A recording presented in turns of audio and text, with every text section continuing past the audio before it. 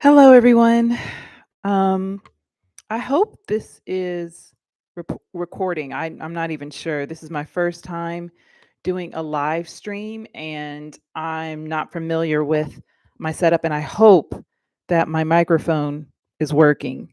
Um, I was thinking about certain things going on today, and the fact is that this is Sunday, and we're not sure if the government is going to be opened or reopened anytime soon, nor do the people who are on SNAP benefits. They for as of now, they're not going to be receiving their SNAP benefits. Hopefully on Monday there will be something that's resolved, but right now it as it stands, that's not happening. And it just I was driving home from the grocery store today, and it started to help me where I started to think about how at one point in time when I was living in Atlanta, um I was on I wasn't on food stamps, but I was on I did have to visit a food bank. It happened right after 2020, after the shutdown, and I was not able to work. I was not getting unemployment, and I had to live off of what I had. At that time, because I had some Bitcoin that I had bought back in 2017, I sold it in order to be able to live and to pay my rent because I didn't have any income coming in. So I wasn't sure exactly what would happen with Bitcoin at that time, if it would be something that would be the thing that it is today, but I was so grateful that I had it at the time, and that's why I'm encouraging it now. So I'm not here to make myself a bunch of money. It's not about let's hurry up and get rich quick. In fact, I'm very much a person who is a get rich slowly type person. Um, but at the time, I was just holding on to it just to see how far it would go. But I needed it in an emergency, and I was so glad it was it was available to me. I had something to fall back on. So I wanted to talk a little bit about um, having an investment plan as opposed to trading. And the stock market is not looking that great right now. Bitcoin is doing okay. It's always been a little volatile because it is a newer financial asset, but it's still, I think, above 100,000. I think it's about 102 or $103,000, and um, it just, I just wanted to talk a little bit about how as because I was so scared about what was going to happen during the shutdown and during the pandemic, that I sold off everything because I wasn't sure what was going to happen tomorrow. And I wish I hadn't done that. But I didn't know what I didn't know. So I just wanted to talk about some things that I learned as far as on my investment journey of the importance of patience, which I did have, but the importance also of not letting your emotions get caught up in your investments, the importance of having a plan. So I wrote my notes down here so I could just talk about it a little bit. Okay, so the first thing I wrote down was remember your plan, your playbook, and your strategy. So I personally, I do not trade. I've tried trading before, and I always get wrecked. I always lose all my money. I found that I'm much better as an investor. I'm much better at researching and finding very good companies, very good stocks, very good assets, and then buying them. Hopefully, I'm buying them at a lower price, depending on what the asset is. If I'm not as familiar with it, sometimes I get it at a higher price than I would like. But my main strategy is to buy very good assets, undervalued assets, on sale. I love that. So that goes back to my shopping days. I always wanted a discount. And if people were going to go on Black Friday to go shopping for a new TV, I want to go shopping for shares of Google or shares of Microsoft, or I want to get some more Bitcoin or what have you. Okay. So the second thing I wanted to talk about was my selling locks in losses. Because the we have certain things going on during this year as far as with the administration. We all know the tariffs were affecting a lot of things in the market and just regular people's everyday lives. Businesses weren't able to get in their supplies as they wanted to, because if they were importing from somewhere else, there were extra taxes that were going to be added onto it, and then they would pass that on to their customers. Um, Everyone was being affected this year. It wasn't just that stock market was, they were just riding high and everything was good. It's just that there was a lot of uncertainty in the markets, and that affected everyone. It affected the mom and pop shops, and it also affected big corporations as well, like Amazon and Walmart. I because I'm in assets that are newer, and there can be a lot of manipulation in the stock market. My investments were not doing that great this year. In fact, it still remains to be seen if by the end of the year the things that I had put my money into, as far as the stock market, if they're going to pan out the way that I would hope. As far as I don't want to trade, I want to own, but the price that I want to get in, or the price that I'm wanting to pay, it was a lot higher than I was hoping for my particular stocks. And I know in the long run it'll be all right, because I plan to hold it for years and years and years. This is a generational wealth type of thing. But in the short run, it looks really messy. It looks really ugly. So, but I know that it's, my according to the plan that I have, it's not to sell, it's to buy. It's just I wanted to buy at a certain price, and that price may not be the price that I want, but I still want it anyway, because I know that it's undervalued. So that's why if are trying to trade, that means you're trying to time the market. And that leads me to my third point, that time in the market beats timing the market. Think in decades, not in days. So since I have such a long time horizon, I know in the long run it'll be okay. It's just managing my emotions in the short run. Drinking my tea when I'm getting a little too emotional about what's going on. Taking a walk outside when things are not going exactly the way I want them to, or it doesn't look as pretty as the way I had structured it out, because it's never going to be exactly the way you planned out. Even if it's a good plan, even if you're buying good assets, the market does what it does, and you are not in control of how things are going to play out exactly. But if you do your research, if you calculate how much you're willing to put on this thing, and with trading, like, that's why I don't even mess with trading, is because I cannot handle that time horizon of having to be right at the right time and putting my risk on that.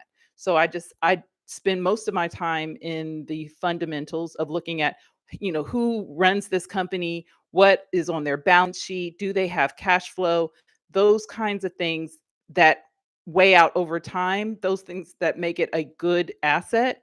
I like to spend my time doing that. That's just where my strength is.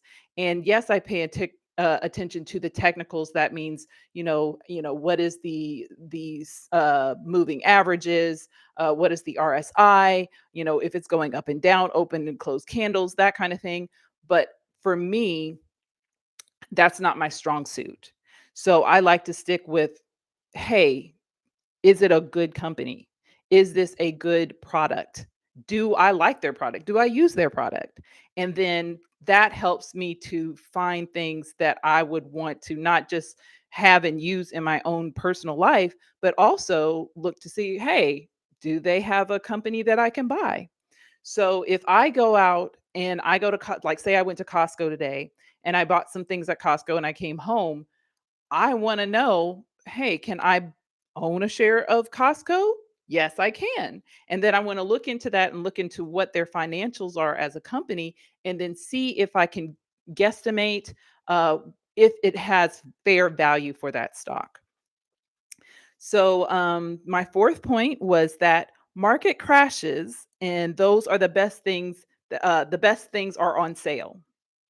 People buy 10,000 $1,000 handbags in when they could have bought $10,000 in the S&P 500, which will eventually pay for the handbag. so so I when I used to work in fashion back when I lived in New York, I loved window shopping. Like I love to go and see what they had new, like the new trends going on. I'd love to see that. But I didn't actually buy things a lot of times. I'm more just like the hunt of looking for it and finding the new thing, but I didn't necessarily want to um I didn't want to buy it, or maybe I didn't even have the funds to buy it at the time, or I didn't see the value in buying that particular thing at the time.